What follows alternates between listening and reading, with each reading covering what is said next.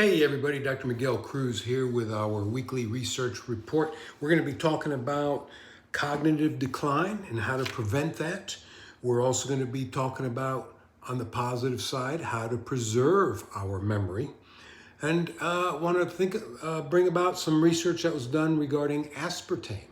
Is it safe? And then lastly, we're going to talk about preventing shoulder surgery. So if any of these issues are important to you, listen up and hang in with us. We're going to get started. Thank you. Hey, Dr. Miguel Cruz here, Cruz Life Center in Burnsville, North Carolina. So let's get started. First of all, I was doing these things live on a weekly basis, but I was having a really hard time with my office schedule the way it is. It's hard to be able to be at a certain time. Things were going over. So what I'm going to start doing is recording these and then posting them for all those that are interested. So let's start off with ultra-processed foods are tied to a faster rate of cognitive decline. I have been harping on this for a while. I get it if you've been listening to me, but we are being bombarded in our lives daily with TV ads about all these processed foods, and slick advertising is trying to make it sound like it's actually healthy for us, okay? So when we hear about ultra-processed foods, what does that include? I'm just gonna read out the list that the researchers were talking about. Soft drinks, chips, chocolate, dark chocolate, really? Candy, ice cream, sweetened breakfast cereals, packaged soups, chicken nuggets. Chicken nuggets? Are you kidding me? A lot of parents think chicken nuggets, it's chicken, it's good for my kids. Hot dogs and French fries. Imagine that, French fries. But all these are included in what the researchers were looking at that people have been eating. This was published online in December the 5th of this past year in the Journal of the American Medical Association's Neurology. So, what they did is they took, there was a lot of people, that over 10,000 adults, aged from 50 to, average age was 50 years. And this was done over like a 5-year period or a 7-year period. I don't remember exactly what that was. It's in here somewhere. But it was over a 8-year period. Okay, got it right there. So, we need to watch what we're eating. Everybody's worried about their cognitive decline. They don't want to get to dementia. Our parents were never given this information, so that's why they're getting it, because they have switched to eating this processed food, ultra-processed foods. Also includes, by the way, processed meats, so that's in there too. So we need to avoid those things. So if you want to avoid that on the positive side, there's a group of nutrients called flavonols. Flavonols are found in vegetables, teas, fruits, okay? And these flavonols will preserve our memory. People who eat these on a regular basis don't suffer from the cognitive declines. The list they give here specifically are onions, kale, lettuce, tomatoes, apples, grapes, berries, as well as tea and wine. So some people are going to say right now, I can see it now, oh, I have iced tea every day. Yeah, well, how much sugar do you put in your iced tea? Next question is it actually brewed iced tea, or is it some artificial equivalent to the iced tea? So you need to be looking at these things. Not all teas are created equal, is what I like to say to people. Some of these foods, kale, who likes to eat kale? Kale salad every now and then is pretty good, but I don't really care for this stuff. So here's what's important. They have found that as little as 1 cup a day of green leafy vegetables will give you the flavonols needed for this protection, according to this particular study. So we're not talking about a whole lot. My brother Nick, if you're watching this includes you too, my friend. So we got to eat our vegetables. Let's see, anything else in there? Nope, that's pretty much it. All right, let's move along. Aspartame. Folks, I know everybody is on the big aspartame kick.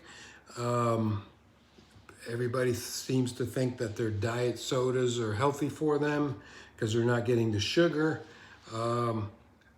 This was published in December 2nd, this past year, Proceedings of the National Academy of Sciences, that the artificial sweetener aspartame, commonly found in drinks and food, may raise the risk for anxiety. You know, there's been, ever since aspartame came out some 30 years ago or so, there has been published papers about it. And I have, one of the things I actually harped on it for quite a while was, hey, aspartame is causing some problems. Neurological problems is what they were finding way back then.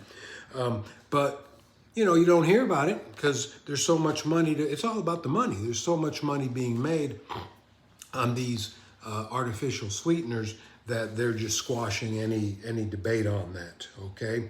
There's no money to be made in saying something's bad for you. It's only if they can promote it here for you, okay? Also, there's been some other research on linking artificial sweeteners to heart disease and stroke, and we all pretty much know about cancer in some of these artificial sweeteners that have been around a long time. Also, I'll tell you what happened to me one time. I was just walking, I used to live in town, and I just walked to the office every morning. Walking, by the way, is exceptionally healthy for you. That's one of the reasons I did it.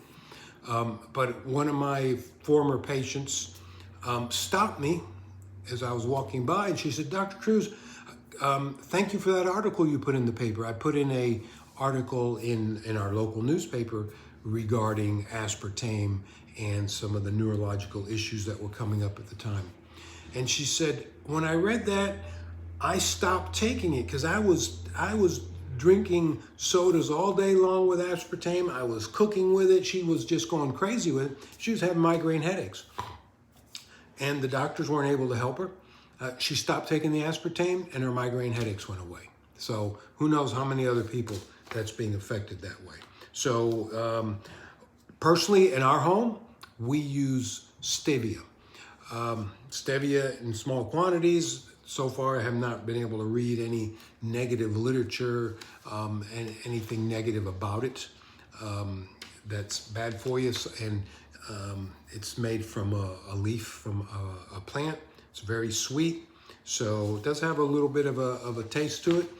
You tend to get used to it. You got to see how to use it properly. But you know, my thing is what I've been doing over the years has just been decreasing the amount of sweet food that I have anyway, because sweets in general are shown to be very bad for us in the long run in many ways. Okay, so what else? Nothing else on that one. Now let's change things up a little bit. We're going to talk a little bit about shoulders. So there's several research articles here that have been published in different magazines or journals like the Lancet, the British Medical Journal. And just to summarize, people with diagnosed bone spurs in their shoulders, bursitis in the shoulders, any kind of tendinopathy or tendon sprains or strains in the shoulder, inflammation, any sort of inflammatory response in the shoulder, as long as it's not a complete tear, they don't necessarily recommend surgery. So the usual routine is, well, the first thing doctors will recommend is, you do a round of non-inflammatory, non-steroidal anti-inflammatories, NSAIDs, okay, Tylenol, Advil, aspirins, all these things that they got out there for you. If that doesn't work, okay, then we're going to do a steroid injection. Yeah, usually give you some temporary relief in some cases, but it always comes back, or almost always. If that doesn't work, okay, then you go on to physical therapy. You might even try chiropractic. And, we find results with just chiropractic with shoulder issues, but again, they tend to be short-lived. people end up coming back because they're still doing the things that they've done, and there's still some damage in there. Even though we may have some alignment, may improve some of that mobility there. So the last resort, people think, well, I'm going to get surgery because that's going to fix it. Boy, I'll tell you what, there's nothing further from the truth. So the research has shown they actually did groups of people, and this has been done several times, repeated by different researchers, and they did one group where they did nothing. That was our control group. Another group, they did what they would call a sham surgery while the patient was unconscious. They did incisions, but they never went in and did anything. And then the third group, they did the surgery and did whatever they felt needed to be done. And both groups that had the sham and the actual surgery did better than the ones that they did nothing. The interesting thing is both the sham and the surgical group had the same results. After so many months afterwards, they both reported a similar amount of improvement there. So again, this was repeated several times. And what they're saying is that, hey, these people probably don't need surgery. We need to look at what other options are available. Now, unfortunately, in the medical world, they don't really have any other options, so they're going to end up doing the surgery. What I'm telling you is I see those people in my office all the time, and we use what's called low-level laser therapy. That has been a game changer for us. The laser responds beautifully for most of these shoulder-type injuries or chronic problems that people have.